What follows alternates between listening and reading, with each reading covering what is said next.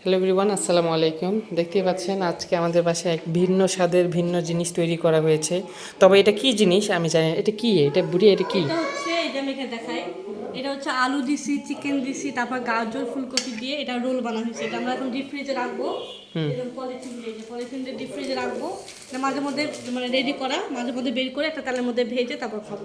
ও মানে দেখাই একটা, দাঁড়াও, এটাই ভাবছি। এই যে দেখছো, ও আমি টেস্ট করে আচ্ছা দেখাই আচ্ছা। না।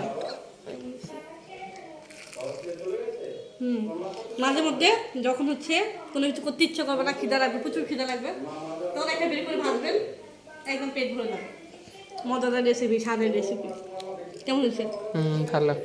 খাবার না, তবে এই যে আমরা রেস্টুরেন্টে দেখি এক একটা রোল আমরা 50 টাকা 60 টাকা করে কিনে খাই। এটা আপনারা বাসায় এভাবে সুন্দর করে প্রস্তুত করে ডিপে রাখতে পারেন, সংরক্ষণ করতে এটা এক পারেন। মাস রাখলে এটা 1-1.5 মাস 2 মাস পর্যন্ত থাকে, এটা খাইতে পারবেন এইভাবে। এভাবে প্রক্রিয়া করে আপনারা রাখতে পারবেন।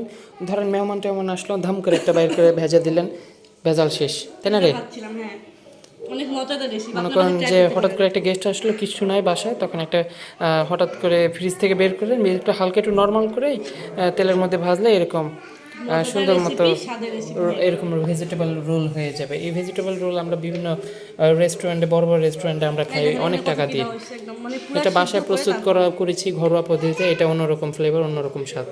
তো সবাই দোয়া করবেন এরকম রেসিপি যেন আপনাদের মাঝে আমরা দিতে পারি। আর এটা ফুল রেসিপি যদি আপনারা চান, অবশ্যই আমাকে কমেন্ট করবেন, আমরা ফুল ভিডিওটা আপনাদেরকে দিব। আর এই ভিডিওটা কেমন হলো অবশ্যই কমেন্ট করবেন। আর রেসিপিটি যদি চান অবশ্যই বেশি বেশি করে শেয়ার করবেন, আর একটু সাবস্ক্রাইব করবেন। আর ইউটিউব থেকে দেখবেন, অবশ্যই চ্যানেলটা সাবস্ক্রাইব করবেন। আল্লাহ হাফেজ।